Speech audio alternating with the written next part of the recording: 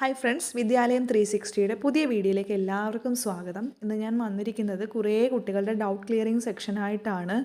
പല ഡൗട്ട്സ് കുട്ടികൾ ഫോൺ കോളായിട്ടും മെസ്സേജായിട്ടും ഒക്കെ എനിക്ക് കണക്ട് ചെയ്യുന്നുണ്ട്. അപ്പം നമുക്ക് ഓരോന്നായിട്ട് ക്ലിയർ ചെയ്യാം. ഫസ്റ്റ് വൺ, നമുക്ക് തേർഡ് അലോട്ട്മെൻറ്റ് എപ്പോഴേക്കായിരിക്കും എന്നതായിരുന്നു ചില കൂട്ടുകാർ ചോദിച്ചിട്ടുള്ളത്. നമുക്കറിയാം, സെക്കൻഡ് അലോട്ട്മെൻറ്റ് ടോക്കൺ ഫീസ് അടയ്ക്കേണ്ട ലാസ്റ്റ് ഡേറ്റ് 11-ാം തീയതിയാണ്. അതായത് ഇന്ന് ഈവനിങ്ങിനുള്ളിലാണ്.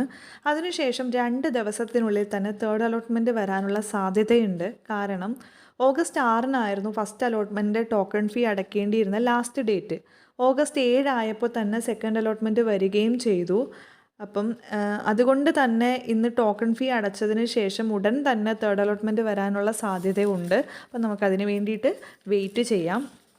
അടുത്ത വന്നിട്ടുള്ളൊരു ഡൗട്ട് എന്ന് പറയുന്നത്, ഫസ്റ്റ് അലോട്ട്മെൻറ്റിൽ ഒരു കോളേജ് കിട്ടി, ടോക്കൺ ഫീസ് അടച്ചു, അതുപോലെ തന്നെ സെക്കൻഡ് അലോട്ട്മെൻറ്റിലും കിട്ടി. ഇനി വേറെ കോളേജ് കിട്ടിയാൽ, അതായത് ഇനി തേർഡ് അലോട്ട്മെൻറ്റിൽ വേറെ കോളേജ് കിട്ടിയാൽ എവിടെയാണ് ചേരേണ്ടത്, അല്ലെങ്കിൽ കിട്ടിയില്ല എന്നുണ്ടെങ്കിൽ ഏത് കോളേജിലാണ് ചേരേണ്ടത് എന്നുള്ളതായിരുന്നു ഡൗട്ട്. ഇതിൽ തേർഡ് അലോട്ട്മെൻറ്റിൽ നിങ്ങൾക്ക് കിട്ടിയില്ല എങ്കിൽ ചേരേണ്ടത് സെക്കൻഡ് അലോട്ട്മെൻറ്റ് കിട്ടിയ കോളേജിൽ തന്നെയാണ്. കാരണം ഫസ്റ്റ് അലോട്ട്മെൻറ്റ് കിട്ടിയ കോളേജ് ക്യാൻസലായി, ടോക്കൺ ഫീസ് ട്രാൻസ്ഫർ ആയാണ് സെക്കൻഡ് അലോട്ട്മെൻറ്റിലെ കോളേജിലേക്ക് പോകുന്നത്. അതുകൊണ്ട് തന്നെ തേർഡ് അലോട്ട്മെൻറ്റ് കിട്ടുകയാണെന്നുണ്ടെങ്കിൽ സെക്കൻഡ് അലോട്ട്മെൻറ്റ് കിട്ടിയ കോളേജും ക്യാൻസലായി നിങ്ങൾ തേർഡ് അലോട്ട്മെൻറ്റ് കിട്ടിയ കോളേജിൽ തന്നെയാണ് ജോയിൻ ചെയ്യേണ്ടത്. അപ്പോൾ നമ്മൾ ഇതിൽ നിന്ന് മനസ്സിലാക്കേണ്ടത്, ഹയർ അലോട്ട്മെൻറ്റിലേക്ക് കിട്ടുകയാണെങ്കിൽ അതിന് മുൻപ് കിട്ടിയ കോളേജുകളെല്ലാം ക്യാൻസലായിട്ടാണ് പോകുന്നത്. പിന്നീട് വന്ന സംശയങ്ങൾ എന്ന് പറയുന്നത്, അടുത്തത് എപ്പോഴേക്കാണ് അഡ്മിഷൻ എടുക്കേണ്ടത്. അപ്പം തേർഡ് അലോട്ട്മെൻറ്റിന് ശേഷം നിങ്ങൾക്ക് ഇഷ്ടപ്പെട്ട കോളേജിൽ കയറാം.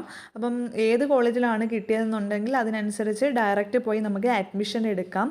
പിന്നീട് വന്നിട്ടുള്ളത്, ഫീസ് അടയ്ക്കേണ്ടത് എപ്പോഴാണ് എന്നുള്ള ചോദ്യം വന്നിട്ടുണ്ട്. ഫീസും കാര്യങ്ങളും ഒക്കെ നിങ്ങൾ ഇപ്പോഴേ റെഡിയാക്കി വെക്കണം.